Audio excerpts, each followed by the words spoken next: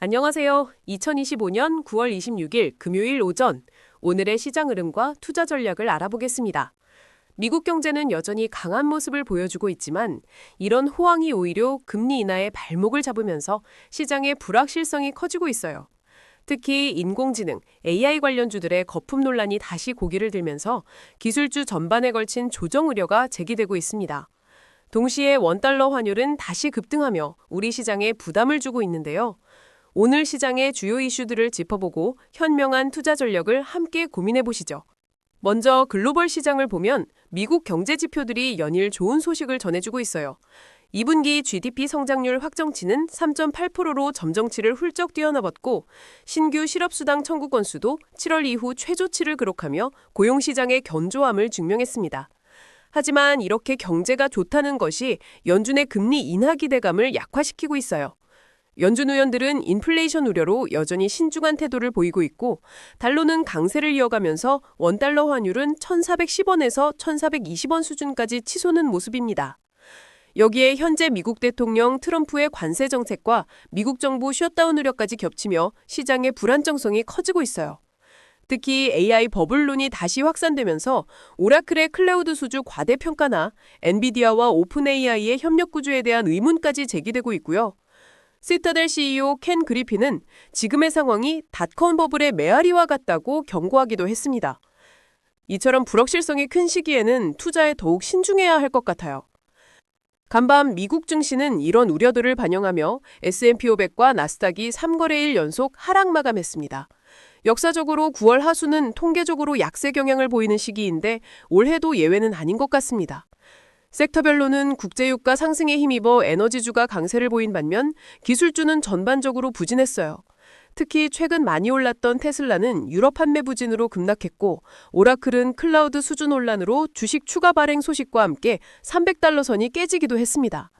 마이크론 역시 실적 호재에도 불구하고 삼성전자의 HBM 시장 합류로 인한 점유율 경쟁 우려에 발목이 잡혔습니다. 엔비디아는 코이브의 AI 투자 소식에도 불구하고 오픈 AI 수익성 의문과 HBM 부독 같은 병목 현상이 지속적으로 제기되면서 상승 모멘텀을 이어가지 못했고요. 반면 인텔은 엔비디아와 PC 및 데이터 센터용 칩 공동 개발 계약을 체결하며 주가가 상승하는 모습을 보였네요. IBM은 양자 컴퓨터 기술 상용화 기대감으로 주가가 올랐습니다. 이러한 흐름 속에서 아스테라랩스는 인텔 엔비디아 협력 소식에 11% 급락했지만 크레도 테크놀로지는 AI 서버 밀집도 증가에 따라 핵심 사업에는 긍정적일 수 있다는 분석도 나왔습니다. 단계적으로는 조정 가능성이 높지만 장기적인 관점에서는 기술 혁신이 계속될 것이라는 점은 잊지 마셔야겠죠. 우리 한국 증시도 녹록치 않은 하루를 보냈습니다. 코스피는 약보합으로 마감했고 코스닥은 약 1% 하락하며 850선 테스트 위치에 놓였습니다. 특히 코스닥 시장에서는 하락 종목 수가 3일 연속 1000개 이상 기록하며 다소 준투매 현상에 가까운 모습을 보였는데요. 개인 투자자들의 마음고생이 심할 것 같습니다.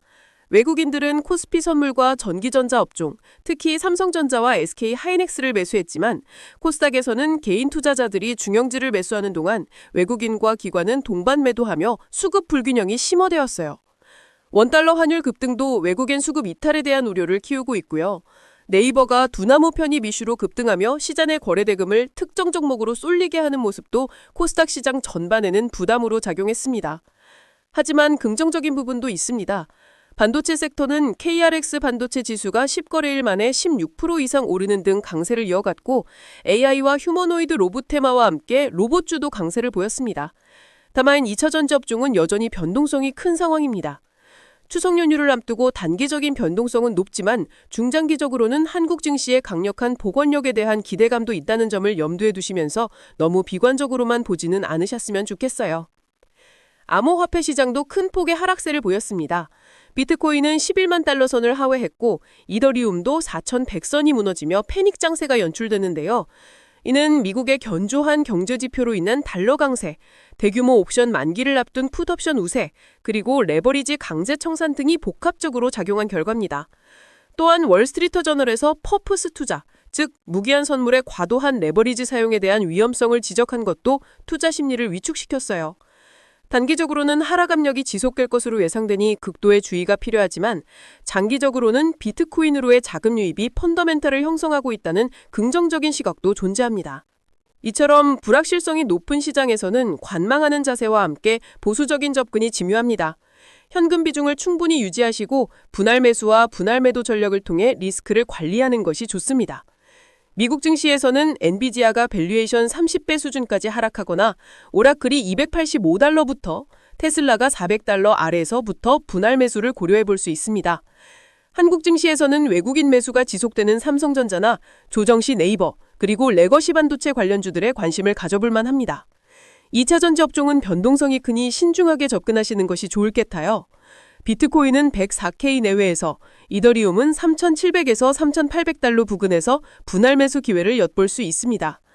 중요한 건 자신만의 손절 조건을 설정하고 지키는 것입니다. 오늘 전달드린 내용은 AI가 작성한 것으로 투자 추천은 아니며 참고용이라는 점 다시 한번 말씀드립니다. 어려운 시장이지만 현명한 투자로 성공적인 결과 있으시길 바랍니다.